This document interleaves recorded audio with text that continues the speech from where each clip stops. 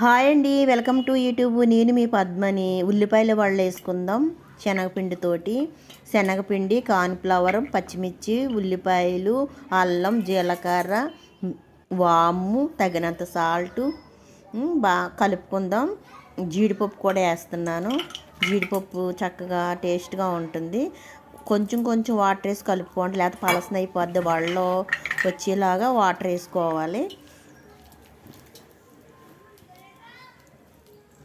నూనె బాగా కాగబెట్టకూడదు, బాగా వీటెక్కకూడదు, సమానంగా ఉండాలి. వీటెక్కితే శనగపిండి కదా గమ్మున మాడిపోద్ది.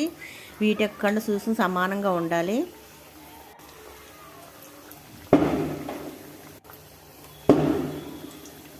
ఉల్లిపాయలు వడలు ముందు వాయ వంట సోడా మర్చిపోయాను ఫ్రెండ్స్, ఇప్పుడు వేసాను రెండో వాయికి వంట సోడా వేస్తే కొంచెం గుల్ల వస్తాయి అన్నమాట.